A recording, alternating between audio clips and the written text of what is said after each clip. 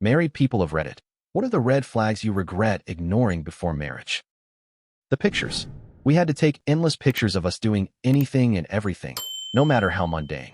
Every moment had to be captured, smiling, laughing, holding hands, and posted. It didn't matter what we were actually doing, as long as there was a picture. Everything was carefully curated for social media, as if we were living in a world where our relationship's worth could be measured by the number of likes and comments it got. Every post was labeled with hashtags like #mymarine, #military-girlfriend, and whatever else fit the moment. It felt like my identity, my entire existence, was reduced to a role I didn't ask for, all for show. I was the trophy, the accessory that helped complete her image. It was as if my service wasn't even a part of me. It was just part of the persona she built around herself. When we got married, things took an even sharper turn. She gave up everything she had worked for, her education, her well-paying job, so that she could be a military wife. That became her entire identity. Whenever she met new people, she would proudly tell them she was a military wife, as if that was all she was. She didn't need to mention anything about her career or passions. The title of military wife was enough.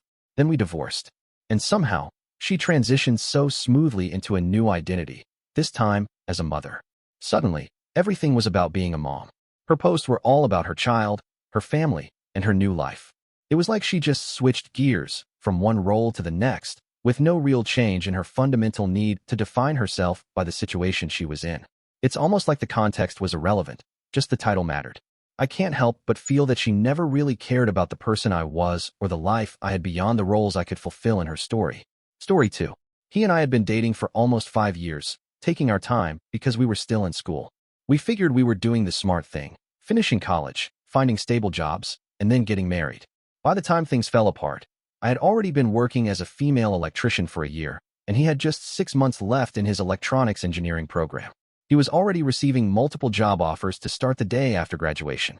With such promising prospects, everything seemed set. No issues there. He came from a big family. He was the oldest, with 3 sisters, plus 2 cousins who had been taken in after being removed from their mother's care. His parents were both college professors, church-going, friendly, the kind of people you'd want as neighbors. Then came the Cracker Jack incident. I hate Cracker Jack popcorn. I loathe it. And he knew that. One night, he offered me a box. I declined. He insisted. I refused again. He got mad. The whole thing was weird, and to avoid making a scene in front of his family, I choked down the awful stuff. At the bottom? A ring. That should have been my first clue, but it took a few more before I saw the full picture. Once we got engaged, everything changed. His sisters, who had been like my best friends, suddenly turned on me, criticizing my clothes, my hair, my makeup, even the way I laughed. His mother began researching teachers' colleges in her town, 3 hours away from where we lived. Why? Because, apparently, after the wedding, I would be quitting my job and going back to school to become a teacher, just like them. Oh, and we would be moving to their town. I was also informed that I was expected to get pregnant on my wedding night, because what would people think if I didn't? That we would have exactly 4 children, just like they did, and that they would drink homogenized milk, not 2%. His mother even bought my wedding dress without telling me and presented it as the dress I would be wearing. My guest list. Scrapped. My bridesmaids. Replaced with his sisters and cousins. None of my friends, not even my best friends, were invited. My parents had no say in the wedding plans at all. My entire future was being scripted for me from the moment we said, I do. When I confronted him, he told me that we had to do what his parents wanted because they were my parents now, too. And then, just when I thought it couldn't get worse, he quit school. 3 weeks before graduation. That was it. I dumped his bum and ran. It wasn't until much later that I realized just how deep the dysfunction went. Turns out, he was a pathological liar. I just hadn't recognized it at the time. After quitting school, he did end up going to teacher's college, only to flunk out. Now, he's a welder making minimum wage. Oh, and a fun side note. All of his sisters got married and divorced within 3 years. They're all now single mothers with at least 3 kids each. I guess I was one of the rare few who actually paid attention to the red flags and bolted. I really dodged a bullet there. Story 3. My ex-husband went from being charming, funny, and loving to becoming a narcissistic, controlling, and violent man after we got married. There were small signs, but not enough to fully prepare me for what was to come. I was 22, a single mom juggling 2 jobs when I met what seemed like the perfect guy. He was charming, funny, smart, and hardworking. He met my daughter the same day he met me. She was with me as I worked a job raising money for firefighters door to door. Not only did he not mind that I had a child, but he happily got down on the floor and played with her while we talked. Over the next few months, he seemed to solidify everything I had hoped for in a partner. When my daughter got seriously ill, he stayed with me at the hospital, offering comfort as we waited for news. It was pneumonia, and it nearly killed her. She dropped from 33 pounds to 16, and it was terrifying. I had to take time off work, which caused me to lose one of my jobs, but he stepped in to help me move into a more affordable place. He even babysat while I set everything up and baby-proofed the house. He made everything so much easier in ways I didn't even know I needed. We got married within a year of meeting, and our son was born about 6 months later. Before our wedding, we discussed our values, especially regarding children and discipline. He told me he didn't believe in hitting or yelling at kids, and he demonstrated that consistently during the year leading up to our wedding. However, there was one night when my daughter did something childish at dinner, and he slapped her hand. I was startled because I had never laid a hand on her, but I told myself it was just a momentary thing, no big deal. Then, the day before the wedding, he took me to a lawyer's office and handed me a prenup to sign. We had both agreed we didn't want one, but he said his family was insisting on it. I didn't have a lawyer, my family was already in town for the wedding, and he made it clear the wedding wouldn't happen without my signature. So I signed. As I walked down the aisle, I had reservations I didn't listen to. I should have just walked away. Over the next 3 years, he destroyed everything I had built. He became abusive, toward me, toward the kids. I spent most of my time trying to protect them, standing between him and my children. During the first 2 years, he fell in love with 2 different women. He even bought one of them a car. Neither of them cared about him, and one filed harassment charges at the job where they both worked. Our finances were a mess. His money was his, and my money was his. I wasn't allowed to buy anything or make decisions without his permission. When he found out I made more money than he did, he decided to get a job at the same prison where I worked. They paid for his schooling, and we both signed contracts with morals clauses. But he managed to get us both fired within 6 months of him starting, over a morals charge. The warden didn't believe me when I insisted I had nothing to do with it. I found out what had happened on my son's birthday, and 2 weeks later, I was fired on my daughter's birthday. I had been planning to leave him, but getting fired set me back. I couldn't afford to leave anymore. I had no career, no income, and the house we lived in was his family's home, built in the middle of nowhere, 25 minutes from the nearest grocery store. We were isolated. The abuse only escalated from there, even after family therapy. I finally had enough and kicked him out on the 4th of July, after he hurt my daughter, again. The divorce was final before our 3rd anniversary, and I left with nothing but my kids, with supervised visitation for him, as determined by the courts. The hardest part for me to accept was that I knew all the signs of abuse. I had volunteered with battered women and at shelters since I was 13, and I had left men who showed those same warning signs. But my ex-husband was able to fake an entirely different personality for over a year before we married. Story 4. I ignored every massive red flag, including my friends warning me that this was a bad idea. To her, her family and friends were perfect. Mine, terrible and beneath her. Obviously, that wasn't the case. She was just a narcissistic, controlling person. The first real red flag came about a month into our relationship. I was out at a bar with some friends when she called me, furious that I hadn't told her I was going. Mind you, I wasn't even with her beforehand, and I was 20 years old. It was ridiculous. Looking back, I should have ended things right then. But for 98% of the relationship, things actually seemed great, at first. I was completely in love with her, so I overlooked the small, controlling behaviors. A year in, I proposed, mostly because she pressured me into it. Of course, after I proposed, she denied ever pressuring me. From that point on, things got worse. She even started hitting me from time to time. One night, I had plans to go out with a good friend I rarely saw, mainly because of her. She was at a party with her family, so I left to meet my friend. She wasn't having it. She called me 40 times. My friend and I just laughed about it while we enjoyed the night. When I got home, she wasn't back yet, so I went to bed. I woke up to her straddling me and hitting in the face with a closed fist. Instinctively, I grabbed her with one hand and threw her off me. She flew across the room and hit the wall. It was about 10 feet. I couldn't believe I had thrown her that far, but when you wake up to someone beating you, adrenaline kicks in.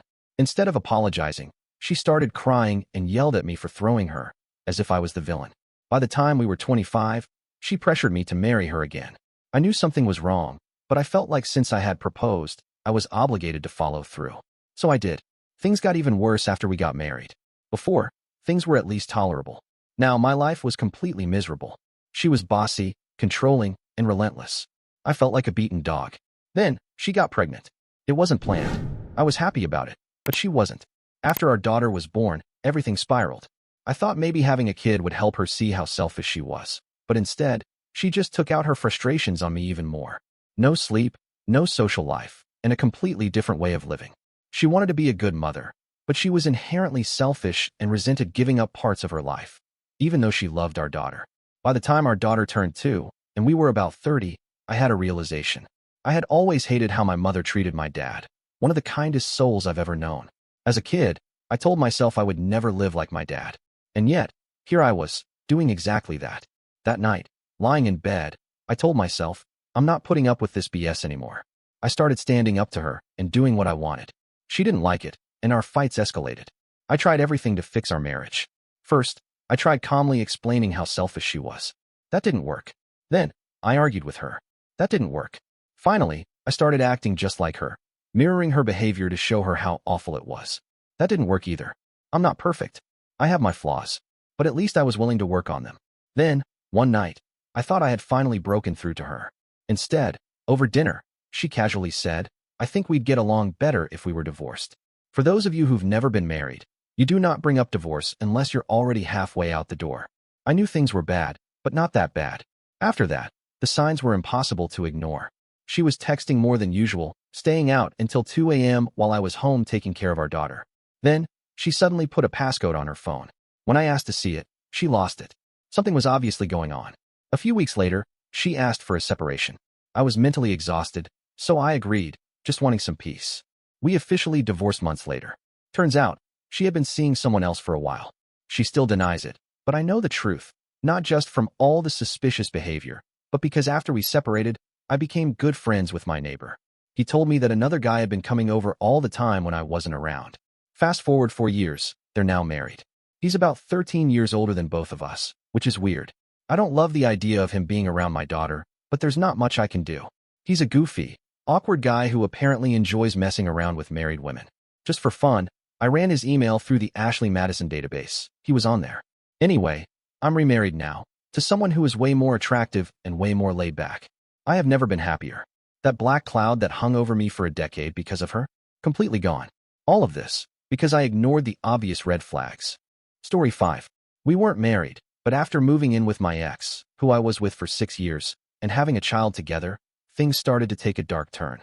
He isolated me from my family and friends, telling me I was too fat while I was pregnant and started starving me. He controlled how I dressed and how I wore my hair, and I was only allowed to leave the house to go to work. He'd often talk about being attracted to my sisters, even though we didn't see them anymore after he cut me off from them. He'd point out girls in shows, magazines, or even in public that he thought were attractive, comparing them to me to get a reaction. He liked when I'd get flustered. His compliments about my outfits were less about praise and more about him trying to drill it into my head that he approved of what I wore. If I spent time with my friends without him, he'd get jealous. He even accused me of cheating on him with a childhood friend, even though we hadn't hung out alone since before we started dating. If I was sick or hurt, he'd get annoyed with me. He constantly pointed out my weight, even though I was never more than a few pounds over my ideal weight. He made fun of my hobbies, calling them too nerdy, but ironically, all of his hobbies were nerdy, too. There were so many moments that escalated into worse things. Looking back, I don't know how I ignored it all. I think part of it was because my only real example of a relationship was my parents, who were going through a divorce when we started dating, and he treated me nearly exactly how my father treated my mother. I've been in EMDR therapy to help process the damage from all of that. I'm doing a lot better now, but it's still a rough journey, even 5 years after I left him. Just last night, I hurt my leg and ended up crying. I apologized to my fiancé, but he told me not to apologize. He propped up my leg, gave me some Tylenol, and tucked me in, which made me start crying even more. I was so used to being told to get over it, or being completely ignored, that basic human decency and kindness really hit me in a way I didn't expect. Story 6. This isn't my experience, but my mom's. My dad was always a gentleman, at least until the night of their wedding. After a bit too much to drink, Mom was just trying to get him to bed, and he turned to her and said, "Shut up, Bish, I own you now." If it had been me, I would have walked out and gotten an annulment right then and there. But Mom stayed. 2 years later, she had my brother, and 2 years after that, she had me. For the next 5 years, she endured emotional and physical abuse, staying for the kids, despite the toll it was taking on her. Then one day, my brother looked up at her and asked, "Do we have to live with Dad? He scares me." That was the moment everything changed. The next day, while he was at work, Mom packed up all our things and left. Now, she's been happily married to my stepdad for over 10 years. Meanwhile, my dad, who once thought he could control her, is living alone in a shabby block of granny flats, a pathetic, lonely figure. He hasn't seen either of his kids in more than 15 years. Story 7. We had only been married for 2 weeks when I realized he was unhinged. I was standing at the stove cooking when he came home from work. The door hit a small area rug by the entrance, and naturally, I would have just moved it. But not him. He grabbed the rug, flung it across the hall into the neighbor's door, then ran inside, ripped his shirt off, and grabbed a box cutter. He started cutting the rug into tiny pieces, rows and columns, just shredding it. Then he came back in with a large bowl, lighter fluid, and matches. He stormed outside, screaming that the rug had screwed with him, one last time, poured the pieces on the community grill, and set them on fire. He came back in, sat on the couch, and calmly declared that rugs were no longer allowed in our home. Looking back, there weren't any signs of this level of insanity. He'd hidden it so well. I have so many stories like this. I stayed too long, and it really messed me up. The worst part was never knowing what would set him off next, living in constant fear of the next blowout. Story 8. Thankfully, I never married him, but one of my exes. He never thought about me. Everything he did was for himself, whether it was food, drinks, or anything else. If he did the shopping, it was only for himself. He never contributed to rent or bills, and he wasted all his money on whatever he wanted. On top of that, he was always messaging his ex, the one he was stringing along, and would make excuses to leave the room when she called, asking when he was coming home. He was stringing me along too, never quite deciding who he wanted to be with. Another red flag? He'd have relations with me whenever he wanted. If I was drunk, it was a perfect opportunity for him to do whatever he wanted, rough and non-consensual. I lost count of how many times I woke up covered in blood because of him. Back then, I was so stupid and depressed, and for some reason, him playing me like that just made me try harder to be the one he chose. I'd never felt so pathetic, and he ruined so much for me. The effects of it still ripple through my life 3 years later. Eventually, I fell in love with my best friend while watching the mind games this was playing. The whole, I just need to stay with my ex for another month, then I'll move back in with you thing. In the end, it just became laughable, watching him desperately try to claw me back under his control. He was never as devoted to me as he was when he realized I was no longer his to control. Story 9. He was controlling, verbally abusive, and partied constantly. At the time, I was also a partier, but as soon as we started our family, I knew it was time to grow up and take responsibility. He, however, never changed. He still acted like he was in his 20s, living for the moment without considering anyone else. The way he treated his parents was the first big red flag. He had no respect for them, constantly belittling them. And I should have seen it coming when that same disrespect was directed toward me and eventually our kids. It wasn't just the occasional argument anymore. It was a daily pattern of meanness and neglect. After years of trying to make it work, trying to change him, and trying to hold everything together, I finally reached my breaking point. One day, I took the kids and walked away, leaving him, our house, and everything I had worked so hard for. It was the hardest decision I ever had to make, but also the best one. It was my way of saying, I deserve better, and so do my children. Now, almost 10 years later, he still harbors intense hatred for me. He absolutely despises me, and honestly, I couldn't care less. I've moved on and built a better life for myself and my children. But over time, I've come to realize something about him. I think he hates me so much because, deep down, he still loves me. It's a twisted, unhealthy kind of love, but it's there. He just can't let go of the idea of us. And instead of facing that, he's wrapped his feelings in anger and resentment. That's his problem now, not mine. I finally have the peace I deserve, and no amount of his hatred can take that away. Story 10. One of the biggest differences I noticed between my family and my ex-husband's family was how we handled anger. In my family, when someone was angry, they were direct about it. People would either say something to your face or yell it at you. No games, no hiding. If someone exploded, at least it was out in the open, where everyone could hear and see it. There was no ambiguity. What you saw was what you got. But my ex-husband's family? They were sneaky. It was all about passive-aggressive behavior. On the outside, they looked perfect, polite, well-mannered, peaceful, and loving. But when you got closer and started to know them, you'd see a completely different side. They would hurt you in subtle, backhanded ways. They'd sabotage you, often without you even realizing it, all while maintaining their image of being the perfect family in public. In comparison, my family might have seemed uncouth or impolite at times. We didn't have that polished image, but at least you knew where we stood. With my ex and his family, you could never be sure where you stood because their anger was always disguised as something more acceptable. It took me years to fully realize the truth about my ex-husband. I knew he didn't love me, but I didn't understand the depth of his disdain. I thought he just disliked my family, but over time, I came to see that he probably secretly despised me too. Why did he stay with me? Because he was deeply religious and thought it was his duty to please God by staying married to someone he didn't love. The thing is, as much as he tried to fake it for the sake of his religion, he didn't do a good job of hiding it from me. Slowly, I pieced it together and eventually filed for divorce. By that point, he was so bad at pretending that his behavior turned abusive. It had started as emotional and verbal abuse, but it escalated into physical as well. Why did I tolerate it for so long? Because I didn't know my worth. I didn't realize that every woman deserves to be treated with respect and love. One of the most frustrating things about my marriage to him, and the way his family behaved, was how everyone around him only saw the perfect side. They couldn't understand why I would leave him, assuming I was either crazy or had married him for his money. When we first got together, he was making only $5 an hour, and after a few years, his income rose to $500 a week. We were lower middle class for a long time. I left him when he was finally making a decent income, which contradicts the idea that I married for money. It wasn't about that at all. The aftermath of my marriage has left me with a lot of trust issues. His family never reached out to me during or after the divorce because they couldn't handle the truth. They preferred to live in their bubble of perfection and couldn't stand to hear anything that might disrupt their reality. That rejection hurt for a long time, but over the years, I've learned to accept that people have different perceptions of the truth. What I experienced in that marriage may have been based on facts, but their reality was far from that. They chose to live in a fantasy, and they didn't want me to be the one to shatter it. Since then, I've become much better at recognizing passive-aggressive behavior. It's everywhere, and I can spot it a mile away. It's a tough lesson, but at least I'm wiser for it. Story 11. I'm still married, but there have been, and still are, huge red flags. When we first started dating, his ex was still living in the same house. I've always been a trusting person, and after about 6 weeks of dating seriously, he admitted to sleeping with his ex when we first got together. He never set boundaries with her, even when she was getting kicked out. He allowed her to come into what was supposed to be our home after hours to get her stuff. At first, I caught him in small lies, but soon the verbal abuse started.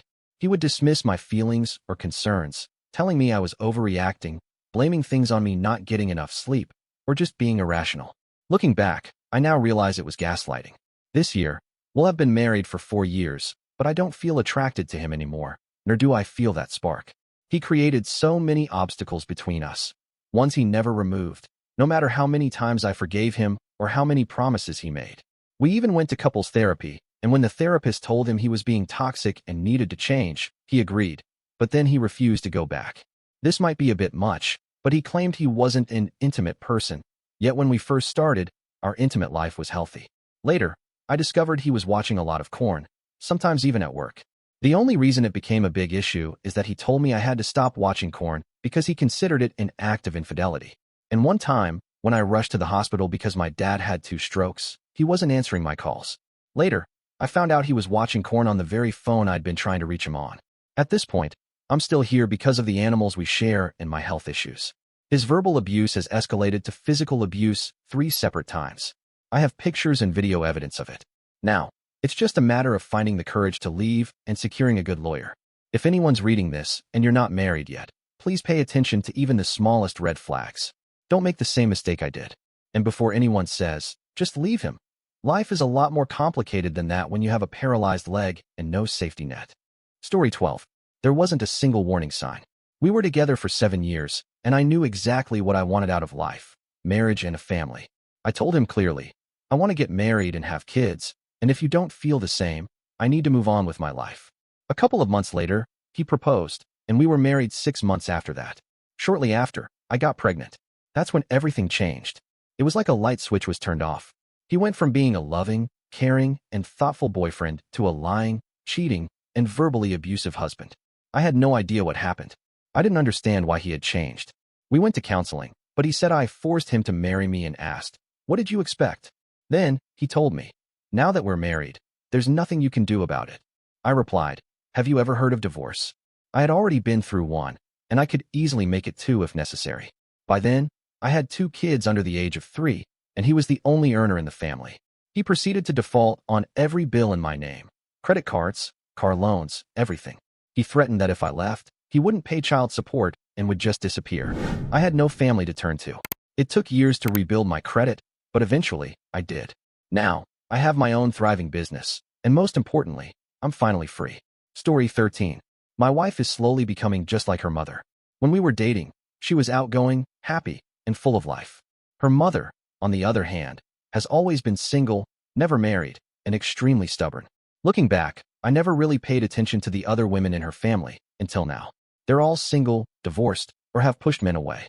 Fast forward through 10 years of marriage and 2 kids, and my wife is becoming just like them. Lazy, overweight, stubborn, and clueless when it comes to treating a man right. Yet she expects to be treated like royalty for doing the bare minimum. I don't ask for much. She's a good mom, but her laziness drives me crazy. Some might ask why I stay, and to be honest, it's because she went through a tough period of unemployment, and we've been drowning in debt. I love my kids with all my heart, and I worry that my daughter will end up repeating this cycle. But the truth is, I'm so broke that I can't even afford to move out. I'm pretty much stuck. If you're thinking about marrying someone, take a close look at their family. It will tell you exactly what you're in for. I guess I was just blinded by love. Story 14.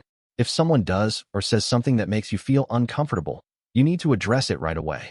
The moment you let it slide is another moment they'll continue that behavior, and it only gets harder to stop it later. When I met my ex at 18, I thought he was the love of my life.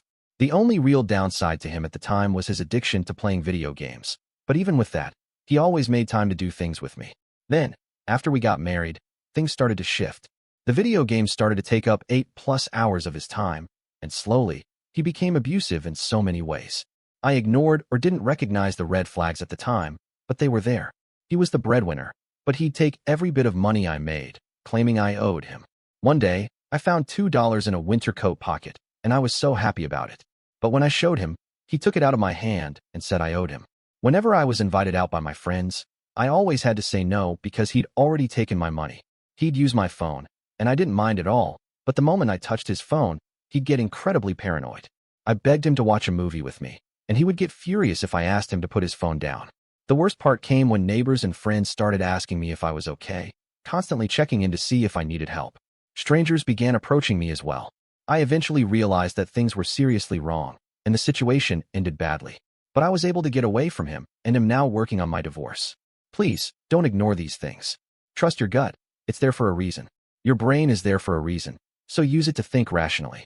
Looking back at everything I went through, I wish I hadn't been blinded by what I thought was love. Story 15. Looking back, I can see now that I ignored some pretty obvious red flags, and to this day, I'm not sure what made me go through with the marriage. One of the first signs I overlooked was when he was texting this one girl and lying about it. The messages didn't seem all that bad at first, but he kept denying it, saying things like, I wasn't texting her, or, I just had a work-related question. I should have trusted my instincts and questioned it more, but I didn't. Another thing I ignored was his attitude in the lead-up to the wedding and right before he left for boot camp. He started acting distant and seemed like he just didn't care anymore. He'd lost a lot of weight and started developing this inflated sense of confidence. It was like he was becoming someone else, and I just brushed it off. On our wedding day, he barely paid attention to me during the reception. His excuse was that he wanted to hang out with his friends because he was leaving for boot camp in 3 days.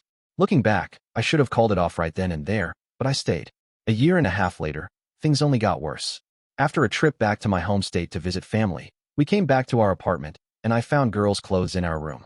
He told me my opinions didn't matter because, in his words, I was just a civilian.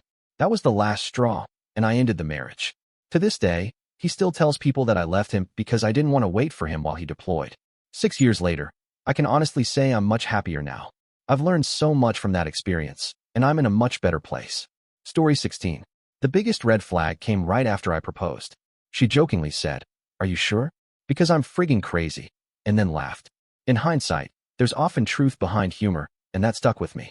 Later, she was diagnosed with PTSD from a physically and mentally abusive relationship she had entered shortly after her father passed away unexpectedly at a young age. She had a lot of professional experience working with people who have severe mental health disorders, and looking back, it seemed like she knew how to mask her symptoms really well.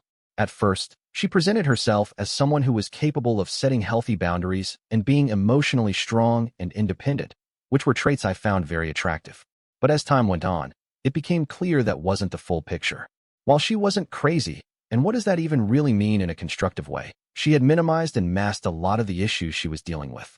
Eventually, she became dependent on me, then physically aggressive and emotionally abusive. It escalated to the point where she physically restrained me and wouldn't let me leave a room until she was finished yelling at me. That's when I told her that physical aggression was a deal breaker for me, and if it happened again, it would be over. She almost seemed proud when she told me she would get physically aggressive again. And she did. I stayed true to my word, and the divorce will be finalized next month. Story 17. One of the biggest things I overlooked was the family dynamics. She came from a family where family was everything, no matter what. It didn't matter how toxic the relationships were, how much hatred was between everyone, or the disturbing things that were swept under the rug. Aunt Becky had a messed up history with her brother-in-law, yet everyone pretended like nothing happened.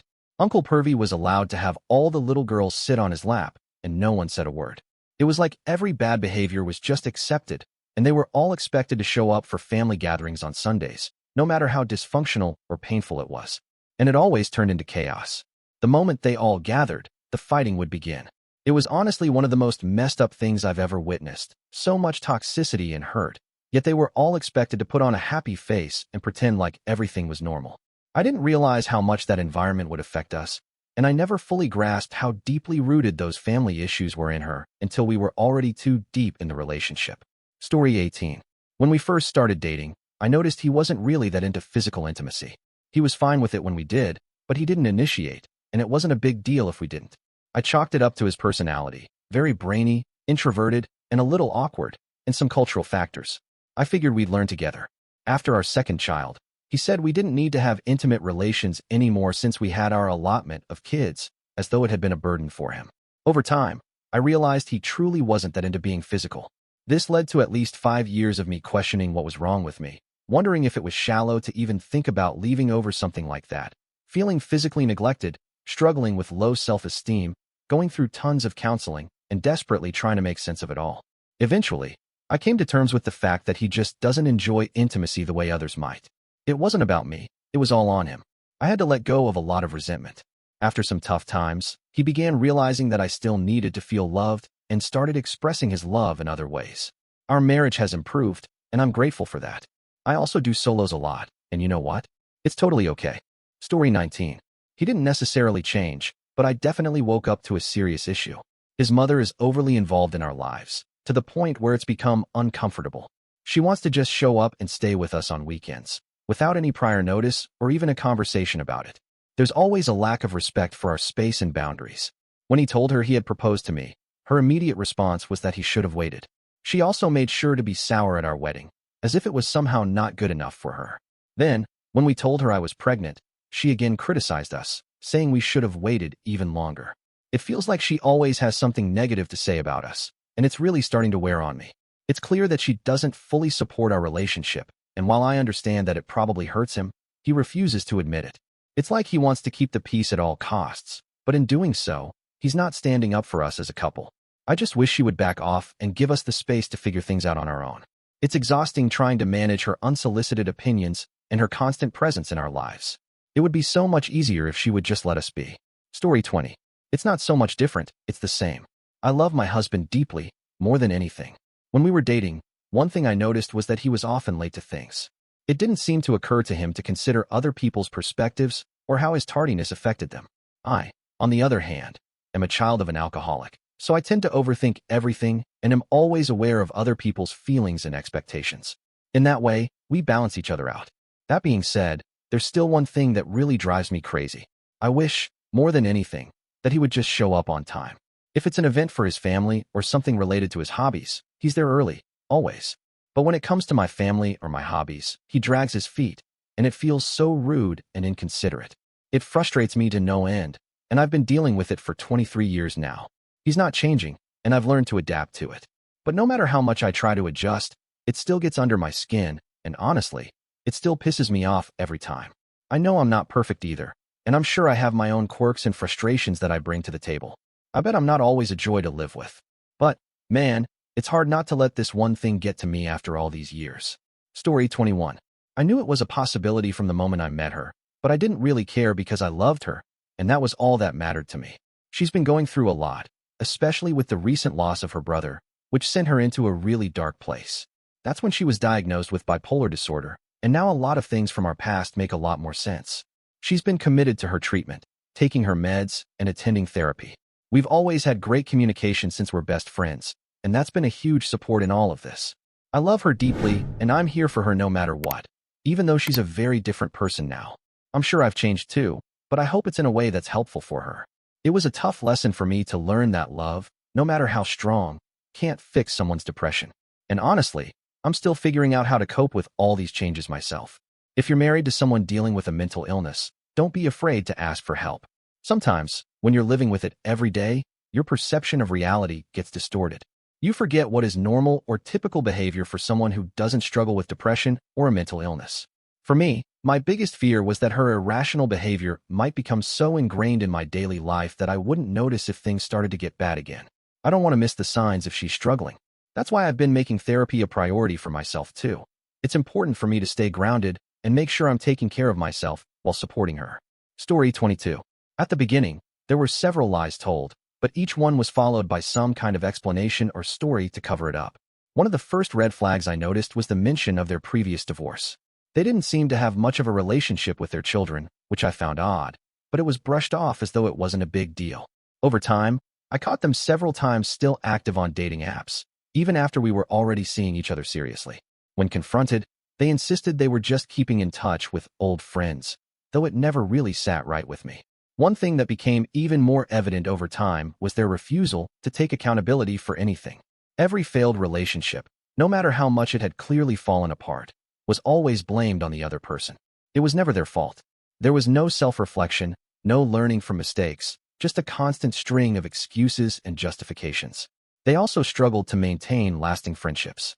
They would move from one group of friends to another, never quite managing to keep any relationships intact for long periods of time. Although they were incredibly charismatic, drawing people in easily, I started to realize that they couldn't keep their story straight. Whether it was about something simple or something more serious, the details would change each time they told the story, and that made it hard to trust them. The charm that initially attracted me seemed to mask a deeper instability and inconsistency that I couldn't ignore anymore. Story 23. One of the early signs I missed was how my ex would cook only for himself. If I was home and he was making something, like a sandwich, he never thought to offer me one. If I asked, he'd do it, but it was never something he considered on his own. He wasn't a very considerate person, focusing only on the moment and his immediate needs without thinking about me or our shared life together. Edit. For clarity, the sandwich example is just that, an example. He never thought to ask about coffee, whether I wanted pasta, or even if we were sticking to plans when something came up. We had a great 10-year relationship, and I still have a lot of respect for him as a person. He just wasn't a great partner. Everyone has different needs from a relationship, and for me, being considered and valued in my partner's life was a priority. This wasn't the core issue, but rather a red flag that made me look deeper into his other behaviors. When there are multiple signs like this, it's worth considering if there's a deeper problem. For me, the field of red flags became too clear to ignore, and this was just one that stood out as easy to notice. Story 24. When my ex and I first started dating, every few months, she would have a bit too much to drink. I'd always find myself holding her over the toilet, hearing her slur the same words each time. Never again. I believed her, at first, thinking maybe it was just a one-off situation or something that would pass with time. But as the years went by, it became a more frequent occurrence. Fast forward about 10 years, and it was still happening. During that time, she met some new friends who shared the same carefree, alcohol-fueled mindset. That's when things started to spiral. What was once an occasional binge turned into a regular pattern, and I found myself feeling like more of a caretaker than a partner. Instead of being treated as an equal, I felt like I was constantly in the role of a babysitter, cleaning up the mess and dealing with the consequences.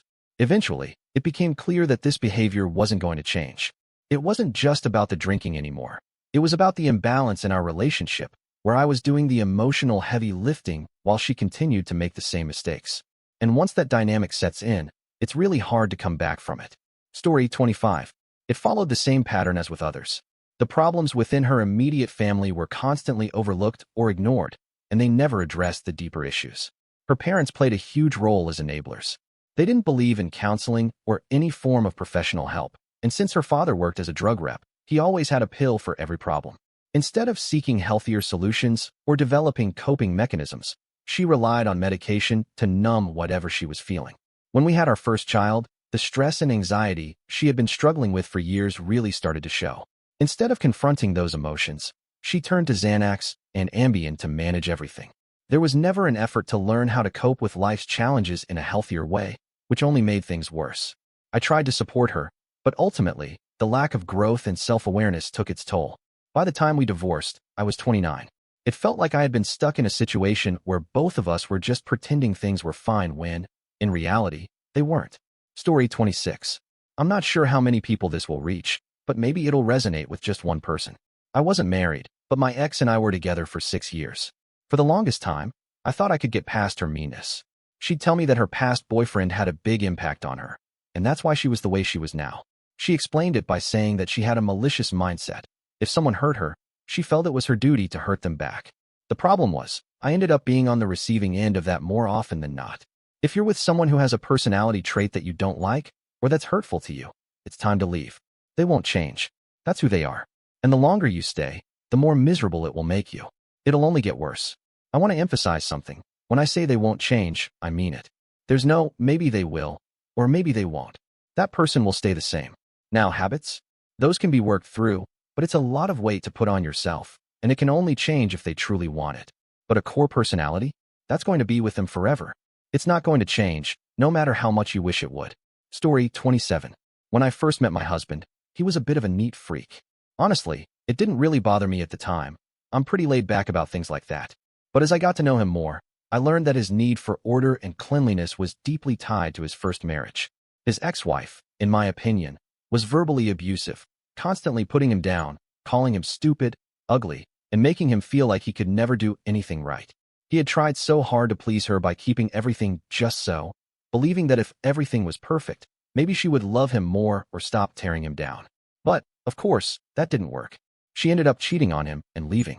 Not long after that, he and I met, and I thought I could be the opposite of what he had experienced. I told him he didn't need to keep everything spotless, that he was perfect just the way he was, and that he didn't need to worry about trying to make things perfect all the time.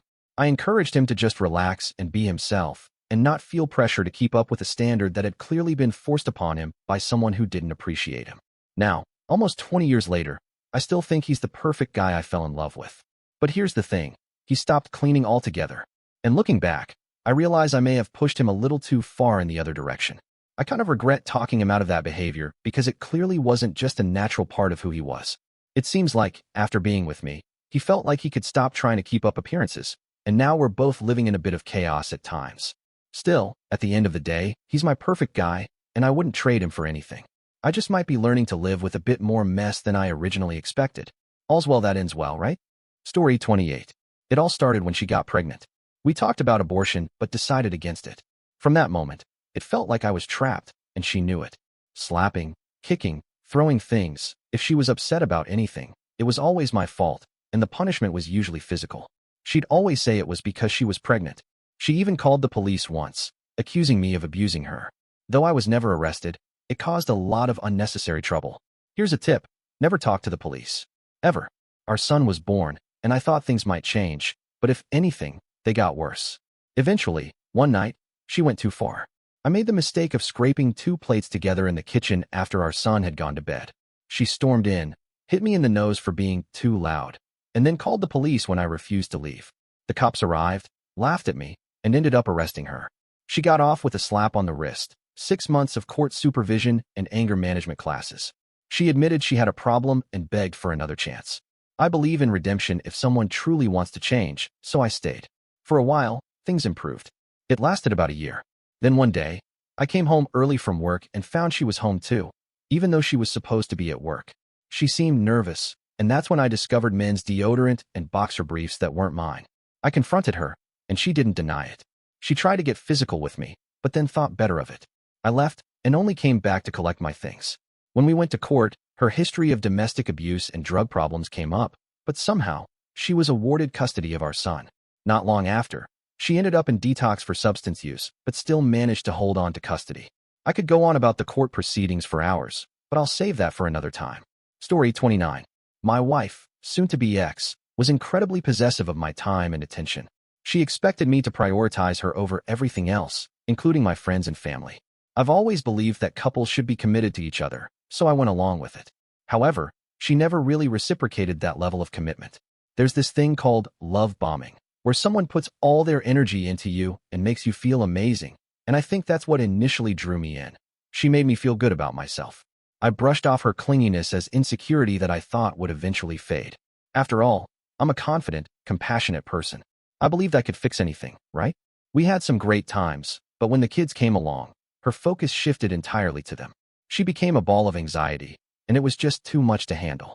About 3 years ago, I sat her down and told her we were in trouble and needed counseling. She refused but promised to read books about strengthening our marriage. Of course, she didn't follow through. Instead, she started pouring all of her energy into a new friendship with a mother of one of our kids' friends. Eventually, it got to the point where I accused her of having an affair with this woman. Her odd behaviors with her phone were just one of the many signs something was off. She denied it, but a year later, I found out she had been reading books about lesbianism, specifically about being in love with a woman while married, long before I ever made the accusation. She still denies it to this day. And honestly, maybe nothing was going on, but I'll never fully believe it, and I need to get out. She's still holding on to that friendship, too.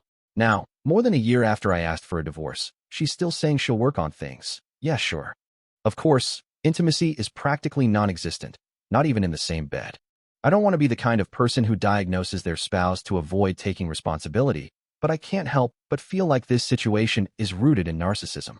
Story 30. I'm on my second marriage now. My first marriage was one of those rushed decisions. I was joining the army, and we thought it was what we both wanted. We treated each other terribly. We had a baby who passed shortly after birth, and we both tried to move on in the worst ways. She succeeded, I didn't. We were both broken, and honestly, we weren't meant to be together. Neither of us was innocent in causing the divorce, but looking back, I'm just relieved it ended. In my current marriage, I spent years engaged to my wife, and I treated her like my best friend. We play games together, which is great because now I always have a party member for my MMO or Path of Exile sessions. We didn't get married until she finished her biology degree, and we've been together for nearly 7 to 8 years, married for 2. I wanted to make sure it was right, and it is. We travel the world together. She has her own passions, and I have mine. We don't always agree politically, but we both share the belief that humans often treat each other terribly. She's my island of sanity in this chaotic world. Story 31. She was sweet and kind when we started dating, and I honestly thought she just internalized a lot of things. I didn't think much of it at first, especially because I used to be that way too. She worked a job that she absolutely hated, and every day, without fail, she would complain about it for about an hour after work. Even on days she wasn't at work, she'd go into painstaking detail about the drama, how her coworkers mistreated each other or their customers. It started to really weigh down on our relationship, creating a lot of emotional baggage. I kept trying to encourage her to leave that job. I found several other positions that paid the same, if not better, and that would have been far less stressful for her. But every time I brought it up, she would shut it down. She'd always say that the idea of uncertainty was worse than staying where she was, even though I knew she'd be much happier elsewhere.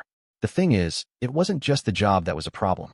It became clear that she wasn't really interested in growing with me as a couple. We stopped doing things together that felt like a real shared experience. We rarely watched new movies. Whenever I suggested something she hadn't already seen, she would either fall asleep or dismiss it by saying, "Well, you can watch it. I'm not interested." It felt like we were just coexisting, not building anything meaningful together. But the tipping point came one day when she came home with an enema kit and suggested that we start putting coffee up my a. That was the moment I knew the relationship was over. It wasn't just that she'd lost touch with reality. It was that she was suggesting something so far out of the realm of normal for me. That moment made me realize that we weren't on the same page anymore. The trust, the connection, the shared growth, it was all gone. That day, the relationship ended. Story 32. After we got married, my wife became emotionally abusive. She fought for full control of our finances, used our relationship against me during disagreements, and sought to isolate me from friends and family. She called me names, guilt-tripped me over decisions I made on my own, and damaged my belongings when she was upset. She never once apologized for any of it. We dated for 2 years before getting married, and looking back, there were a few red flags that I ignored. The first happened when she got upset and shattered a coffee mug against the wall. It was the first and only argument we had before marriage. The second red flag was her obsession with appearances. She was constantly worried about what people would think if we lived together without being married. The third red flag, which I contributed to, was our lack of compromise. Whenever we disagreed, we would argue rationally and choose one solution over the other, with no room for middle ground. We used to joke that compromise was a way for both people to lose. After marriage, I wanted to be more team-oriented, to make family-based decisions together. But she still wanted to approach things with an individualistic, adversarial mindset. I guess we both changed over time, and in hindsight, I can understand why she got frustrated with me for losing my edge. But hurting someone to express frustration is never acceptable. Leaving her broke my heart. I truly loved her with all of my being. She taught me compassion and humanity, which I lacked before I met her. I became a kinder, more caring person because of her, but it's hard to reconcile that with the fact that someone who taught me these qualities also caused me so much pain. I can't ever imagine feeling that same kind of deep love and complete trust again. I have no desire to get back together with her. Love, to me, is trust, and I could never trust her again after everything she did. It's been 7 years today since I made the decision to leave her. I took a piece of my heart that day, and I don't think it will ever fully heal. Story 33. When I started dating my ex-husband, I was juggling 2 part-time jobs. One of them was seasonal, so I knew it was about to end, and I was looking for another part-time gig. My best friend at the time worked for a company that did telephone exit interviews for people in the medical field, if I remember correctly. I went to her son's birthday party, where I met her boss. We had a brief chat, and he mentioned he had openings and invited me to come in for an interview. I was really excited because I needed a job, and this one seemed perfect. You'd think my boyfriend would have been happy for me, right? Wrong. As soon as I told him, he got immediately upset. He started ranting, claiming that he was only offering me the job because he wanted to sleep with me, and forbade me from pursuing it. I honestly don't know why I didn't just tell him to go screw himself. Here's another gem of his behavior. I had been saving up money to splurge on a gaming PC, and for my birthday, he surprised me with one. But then he told me that I could pay him back whenever I wanted. Naturally, I was confused because I thought the computer was a gift. Well, I was wrong. He paid for the shipping, and that was the actual gift. Lucky me, right? Looking back, he made the job situation seem like he was just looking out for my best interests. The computer situation somehow made sense to me at the time, but now I realize how ridiculous it was. My biggest issue was a low sense of self-worth, which he constantly reinforced, both consciously and subconsciously, throughout our relationship. It wasn't until we'd been together almost 7 years that I finally realized just how much I had allowed him to control my self-esteem. Story 34. After just 3 months of marriage, still caught up in the honeymoon phase, my new husband claimed he had hurt his back.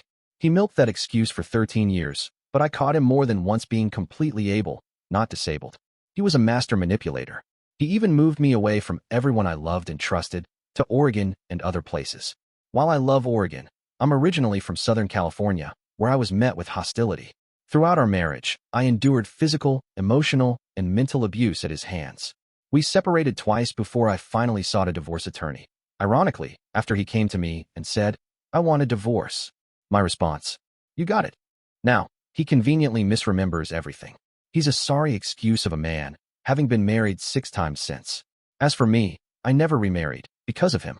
I just believe women should be incredibly cautious. You never truly know a man until you live with him. Not just cohabitate, but marry. Take it from me, 13 years of wasted youth and a long, painful recovery. It took me a decade to start dating again because of the damage he inflicted. But now, I'm happy, thriving, and have been with a wonderful man for the past 2.5 years. Of course, my parents never approved of him. Though, to be fair, they never approved of anyone I dated when I was younger. That said, when my marriage collapsed, my father was there for me. He took me back under his wing when I needed it most, and for that, I'll always be grateful. He's passed on now, God bless his soul, but I'll never forget the support he gave me. I still keep in touch with my former sister-in-law, Carol. Occasionally, I get updates from her, though even she has now been disowned by him. That alone speaks volumes about the kind of sick man I once called my husband. Story 35. This question feels like it was made for me, because, well, it happened to me. Here's my story. Boy meets girl. They fall in love. They get married. Simple, right? Well, here's my version of how that played out. She became a completely different person the moment we got married. And I mean immediately, as in, the night of our wedding. Let's start with the physical intimacy. Before marriage, we had a lot of it, and it was great. But on our wedding night, she was too tired. Fine. I figured I'd let her sleep while I watched some TV, since I was still wide awake. That, apparently, was the wrong choice. She got mad at me for it. A few months in, we had our first real argument about intimacy. She stopped giving me blowies, something she was very good at, and when I brought it up, her response? That's not what married people do. She was young, beautiful, sexy, And then she started dressing like a grandmother. Everything suddenly revolved around money and status. When we were dating, we had fun on a budget. After marriage, it became all about what her friends had, where they vacationed, what cars they drove. Nothing we did was ever good enough for her. And here's the kicker. There were no red flags. She wasn't hiding some secret personality. She genuinely believed that dating and marriage were two entirely different roles with entirely different rules. To me, marriage should be dating on steroids. More time together, more fun, more commitment, more passion. To her, marriage was about stability, obligation, and routine. We fundamentally disagreed. So, I filed for divorce. And guess what? As soon as we split, she went right back into girlfriend mode, dressing up, looking great, having fun. Then she married someone else and flipped right back into wife mode. Story 36. The biggest shock for me came when I found a rubber wrapper in the trash one day. I had gone to grab a shampoo bottle to read while using the bathroom, and there it was. The thing is, it was just me and my fiancé living there, and we didn't use protections. I was devastated. Later that day, I confronted her, and her explanation was that she found the wrapper while cleaning out our adult drawer and wondered if she could put her foot in it. At the time, her explanation seemed reasonable, or maybe I was just so scared of the truth and the heartbreak that I wanted to believe something that wouldn't hurt as much. We ended up getting married a year later, but 5 months into our marriage, I caught her in a series of lies that led to one of my coworkers' house.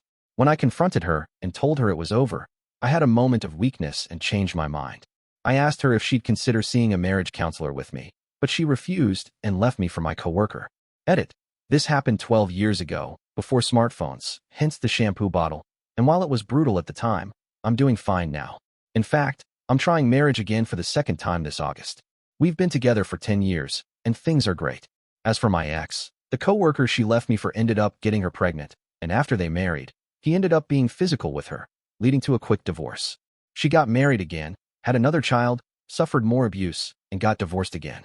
She's now on her 4th marriage, to a guy who looks like he's recovering from addiction, and their public posts on Facebook often say things like, "Good job letting the Lord pick for you this time." I wouldn't have wished what happened to her on anyone, but it was somewhat validating to see that I wasn't as much a part of the problem as I once convinced myself I was. I was a mess for a long time. As for the web of lies, she was a nursing student, and one of her friends let her use a guest house in her parents' backyard for her secret affairs. When I called and spoke to that friend, she said my ex had been there but promised to call me back. Since I was in the neighborhood, I just decided to stop by. When I got there, I saw my coworker's car parked outside. It didn't take much longer for both of them to come out of the guest house together, where they'd been talking, as they put it. As cliché as it sounds, time heals all wounds does hold some truth. Sometimes I think about her and feel a pang of sadness, but then I remember that I miss having a hot 20-year-old more than I miss her. Gentle reminder to stock up that spank bank, fellas, because getting older is tough. Story 37. I grew up with 2 fairly narcissistic parents, and the red flags I learned to avoid from that experience are numerous. There was constant blaming of trivial things on each other, and physical aggression or destruction when angered, rather than dealing with emotions healthily. I witnessed a lot of attention-seeking behavior, like my dad throwing himself down the stairs or drinking heavily just to get a reaction from my mom, especially in extreme moments. Selfishness was rampant, with no consideration for anyone else's needs, like going out for food and never offering anything. Substance abuse wasn't regular use, but turning to it to cope with emotions that should have been confronted head-on. I also saw hiding money as a way to protect it from being spent recklessly, and vice versa, needing to hide it when one person blew through it, leaving others stuck. Prioritizing one's happiness over everyone else's was common, with vacations and decisions being made based on one person's likes and dislikes. There was also a complete inability to take responsibility for anything negative, while always taking credit for anything positive. Vindictive behavior was frequent, with my father breaking my mother's things on purpose to hurt her, and saying things specifically to upset the other person. Lastly, people were treated as if they were there solely to entertain or feed the narcissistic ego. Growing up in this environment, I essentially learned what to avoid in relationships and how toxic behavior can easily take root. Story 38. I had a completely different experience than most. After we got married, she began showing green flags instead of the usual red ones. Before we were married, she was very reserved and meek with everyone except me. Her parents were extremely strict, and even as an adult, she was too scared to tell them we were engaged. Their opinions dictated so much, even though we were living together as roommates and building our own life. More than once, she'd call them just to let them know where she was going. as if she wasn't allowed to do so without their permission. There were also issues with a few of her friends that clashed with me. These friends were pretty toxic, and I don't tolerate that kind of behavior, so I wasn't exactly welcomed with open arms, which didn't bother me. I saw her comforting these friends even after they treated her poorly, and it frustrated me. She's the kind of person who can't stand to see anyone upset, even when their own actions cause the upset. I sometimes felt like she didn't have my back in those moments, but I never thought it was something I needed. I'd always have hers, no matter what. She let people walk all over her, while I'm the type who puts my foot down when necessary. That's one area where we were the most different. Before we married, she had significant medical issues. I was fully prepared to take on the responsibility of supporting her through any challenges, even if it meant being the one working to keep her alive and being her stay-at-home partner when she got too sick. Then, we got married, and she changed. I think she finally began seeing us as a true partnership. The quiet, meek woman I'd dated transformed into a strong, outspoken person, not just socially, but politically as well. She started calling me out on my behavior, which I appreciated since I love learning about areas where I can improve, and she became fiercely protective of us. She ended toxic friendships we'd kept around due to her kind nature, and it was like watching a phoenix rise from the ashes of unhealthy relationships. I could see her strength emerging in ways I never expected. Although she's still physically frail, she's fighting for a future now. The fact that I earn more than she does is no longer just a fact. It's a challenge for her. She wants to be the primary breadwinner, so I can quit my job and return to my career in art, which I left for the stability of a more predictable job. She believes in me, and she wants to help me return to my passions. She's still the beautiful, gentle, caring woman I married, but now her caring extends to herself. She's learned not to let anyone dictate her life, not even her parents. And this has created healthier relationships for her, including with me.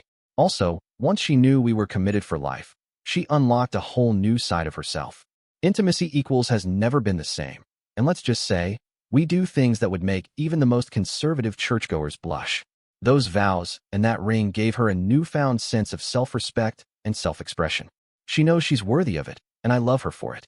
Story 39. That feeling in your gut, the one that quietly tugs at you, telling you something isn't right, but you ignore it because you're so desperate to be loved, to feel wanted, and to believe in the dream of being in love. You push it aside, convincing yourself that it's just a passing doubt, that maybe things will work out, or that you're just overthinking. But, over time, that feeling doesn't go away. It gets stronger, more persistent, until it begins to eat away at you, leaving you with no choice but to face the truth. And when that moment comes, it's no longer about how you want things to be, but about seeing things for what they truly are. Don't ignore your gut. It's not wrong. It's your heart's way of protecting you, urging you to see what's really happening before it's too late. Listen to it. Story 40. Red flags are often things we ignore until it's too late to turn back. My ex-husband displayed all the classic signs of a sociopath. He would push boundaries to see what he could get away with, and then find ways to cover it up, to mask his lies. He would buy me flowers or spend money on me to distract from the truth. I soon realized there were things I wasn't allowed to say in public, like the fact that none of his friends knew he had a 12-year-old child. I distanced myself from friends and family because he convinced me they weren't supportive or would make up stories I would believe because I trusted him. I even left my career behind, convinced that his dreams were more important than mine. Over the 10 years we were together, I now realize most of what happened was just a string of lies meant to get him exactly where he wanted to be in life. In the end, he had a 6-month affair, and the red flags were all there. But after years of manipulation, I didn't know what was real anymore. He even managed to date her and move in with her, all while making me think it was because of his job. I ended up paying his rent for the first couple of months, hoping he would return. He manipulated everyone, from his friends to his boss. Now, he's someone I don't even recognize, having taken on the personality of his new girlfriend. I can't help but feel bad for her, but in a strange way, part of me thinks she deserves it. If you're wondering what to look for in a toxic relationship, here are some signs. 1. Have you given up something you love for that person? 2. Do gifts or gestures seem to follow moments when you're unsure about the truth? 3. Do you often feel like you're begging the person to stay with you? 4. Do you constantly go above and beyond to please someone just to gain their affection? Relationships should be relatively easy. Yes, there will be arguments and moments of doubt, but if you find yourself sacrificing your values or who you are to please someone, it's time to walk away. Thank you for watching. If you enjoyed this video, be sure to give it a thumbs up, subscribe, and hit the bell icon so you never miss an update.